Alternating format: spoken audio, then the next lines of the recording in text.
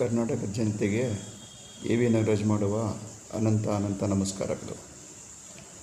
ಇತ್ತೀಚಿನ ದಿನಗಳಲ್ಲಿ ಎಲ್ಲ ಟಿ ವಿ ಮಾಧ್ಯಮಗಳಲ್ಲಿ ಪೊಲೀಸ್ ಇಲಾಖೆಯವರು ದರ್ಶನ್ ಪ್ರಕರಣದಲ್ಲಿ ಅಧಿಕಾರಿಗಳ ಕರ್ತವ್ಯ ನಿಷ್ಠೆ ಮತ್ತು ಅವರು ಆಗ್ತಾ ಇರೋ ಎಫರ್ಟು ಎಲ್ಲ ನೋಡಿ ಅವ್ರಿಗೂ ಕೂಡ ನಮ್ಮ ಕಡೆಯಿಂದ ಒಂದು ಶ್ಲಾಘನೀಯವಾದಂಥ ವಿಚಾರ. ಜೊತೆಗೆ ಇದೇ ರೀತಿ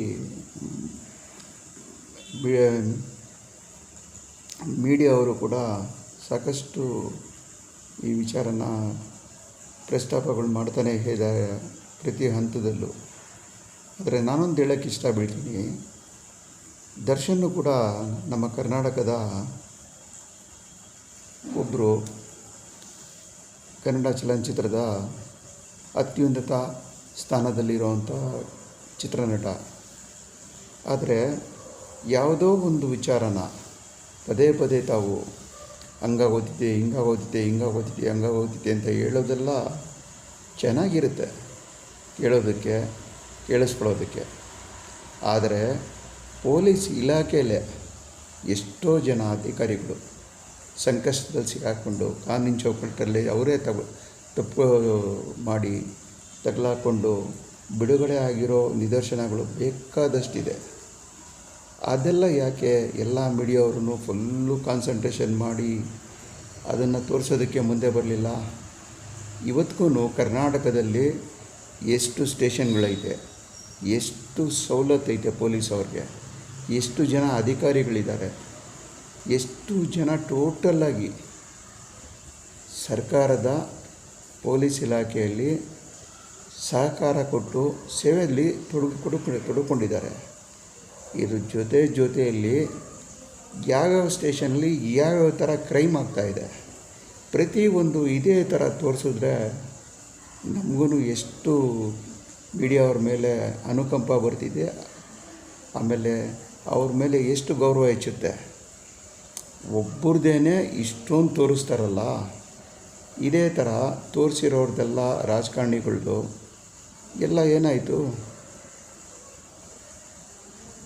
ರಮೇಶ್ ಜಾರಕಿಹೊಳಿದಾಗಿರ್ಬೋದು, ಅಥವಾ ದೇವೇಗೌಡ ಮೊಮ್ಮಗ ಅವ್ರದ್ದು ಆಗಿರ್ಬೋದು, ಅಥವಾ ಇದೇ ರೀತಿ ರೇಣುಕಾಚಾರ್ಯ ಅವರು ಕೃತ್ಯ ಆಗಿರ್ಬೋದು, ಇವೆಲ್ಲ ಎಲ್ಲಿಗೆ ಬಂದ್ಬಿಡ್ತು, ಏನು ಬಂತು ಫಾಲೋ ಅಪ್ ಮಾಡಿ ಅದನ್ನು ಏನನ್ನ ತುಣುಕುಗಳನ್ನ ತೋರಿಸಿದ್ರೆ ಇದು ಜೊತೆಯಲ್ಲಿ ನಾವು ನೋಡ್ಬೋದು. ಆವಾಗ ಪತ್ರಿಕೋದ್ಯಮದವರು ಅಥವಾ ವಿಜುವಲ್ ಮೀಡಿಯಾ ಅವರು ನಿಜವಾಗ್ಲೂ ಎಫರ್ಟ್ ಮಾಡಿ ಜನಕ್ಕೆ ಒಂದು ಮಾಹಿತಿನ ಕೊಡ್ತಾ ಇದ್ದಾರೆ ಅಂತ ನಂಬಿಕೆ ಬರುತ್ತೆ. ನೀವು ಹೇಳೋದೆಲ್ಲ ಸತ್ಯ ಅನ್ನೋ ಥರ ಬಾಕ್ಸಿಗೆ ಬಂದಾಗ ಅದು ಬಂದು ನ್ಯಾಯಮೂರ್ತಿಗಳು ಏನು ಫೈನಲ್ಲಾಗಿ ನ್ಯಾಯ ಕೊಡ್ತಾರೆ ಅದ್ರ ಮೇಲೆ ನಿಂತ್ಕೊಳ್ತೈತೆ ಅನ್ನೋ ಒಂದು ವಿಚಾರ ತಿಳ್ಕೊಳ್ಳಿ ಅಂತ ನಾನು ಮನವಿ ಮಾಡ್ಕೊಳ್ತಾ ಇದ್ದೀನಿ. ಎಲ್ಲ ಪತ್ರಿಕೋದ್ಯಮದವ್ರಿಗೂ ಮಾಧ್ಯಮದವ್ರಿಗೂ ನೀವು ತೋರಿಸ್ಬೇಡಿ ಅಂತ ಹೇಳಲ್ಲ, ಆದರೆ ಒಂದು ಲಿಮಿಟ್ ಇರುತ್ತೆ. ಲಿಮಿಟ್ ಮೀರಿ ತೋರಿಸ್ತಾ ಇದ್ದೀರ. ಎಲ್ಲ ವಿಚಾರನೂ ಇದೇ ಥರ ತೋರಿಸಿ, ನಾವು ಖುಷಿ ಬೀಳ್ತೀವಿ. ನಿಮ್ಮಿಂದನೂ ನಾವು ಎಷ್ಟೋ ತಿಳ್ಕೊಳ್ಳೋದಿದೆ, ತಿಳ್ಕೊತೀವಿ. ನಮಸ್ಕಾರ.